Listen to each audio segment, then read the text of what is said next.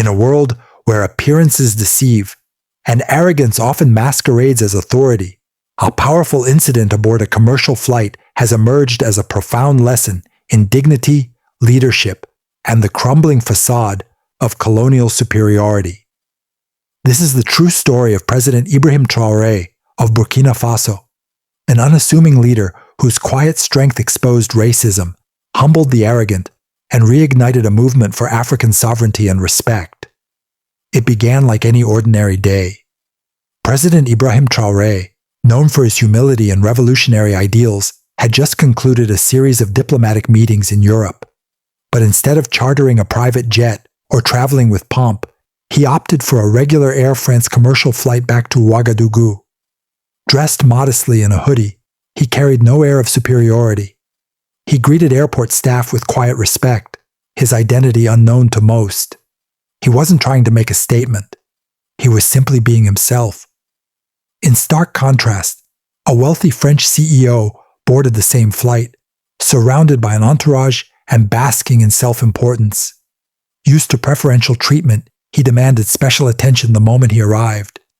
Business class was full, yet he insisted on a seat at someone else's expense. Enter Claire, a flight attendant caught between customer service and the shadow of systemic bias. Under pressure from the CEO and assuming authority based on superficial appearances, she began evaluating passengers she thought were easier to displace. Her eyes landed on seat 2A, a well-dressed but quiet black man. Without hesitation, she approached him with a request thinly veiled as protocol. Could he move to economy to make room for the important guest? The man, Traoré, looked at her calmly. "Why me?" he asked. The question hung in the air, not aggressive, but dignified. It wasn't a challenge, but a mirror.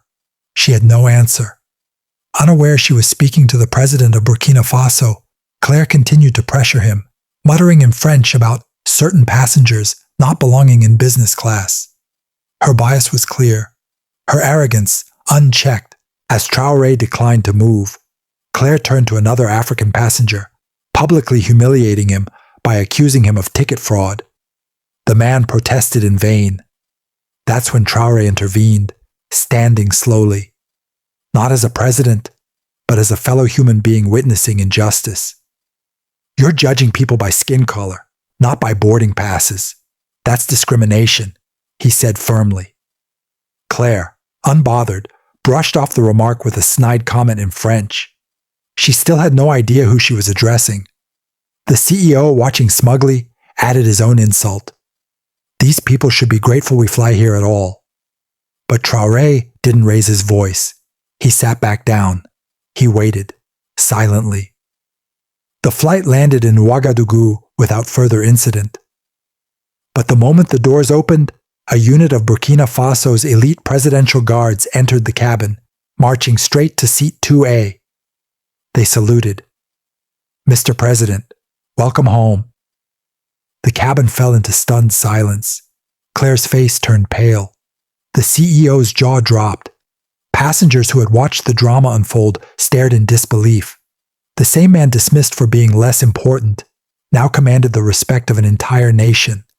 Without a word, Traoré rose and exited, calm, composed, a picture of unshaken dignity. The fallout was immediate.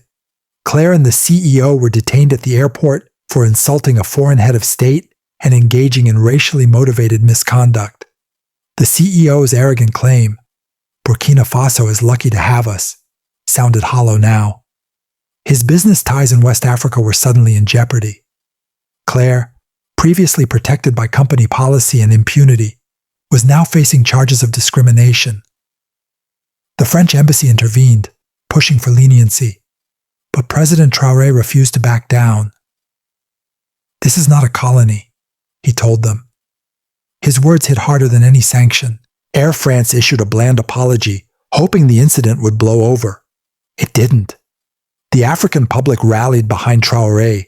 Hashtags like "I respect Burkina" and "Our Africa stands tall" began trending across the continent.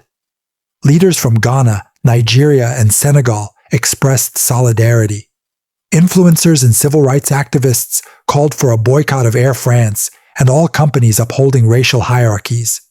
What was once a single flight became a symbol of centuries of inequality. The tables had turned, not with revenge, but with justice. President Ibrahim Traoré didn't call for outrage. He didn't gloat or give interviews. He returned to his office quietly and resumed work for his people. That's what made the story even more powerful. In his humility, he embodied the very values the world often ignores in African leadership: integrity, grace, and principle. He showed that real power doesn't shout. It doesn't threaten. It simply stands firm in the face of disrespect and lets the truth speak for itself.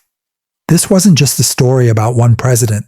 It was a story about perception, prejudice, and the silent strength that can dismantle arrogance without lifting a finger. It reminded the world that respect is not tied to wealth, color, or title. It is earned by character. Traoré became a symbol, not just for Burkina Faso, but for every person who's ever been underestimated because of how they look or where they come from. In a world that often mistakes loudness for strength and wealth for worth, President Ibrahim Traoré's silent stand on that flight rewrote the narrative. It reminded us that humility is not weakness, and dignity is the sharpest sword against injustice. So the next time you see someone in a hoodie, boarding quietly, minding their own business, think twice. They just might be a president. Or even more, someone who's about to change the world.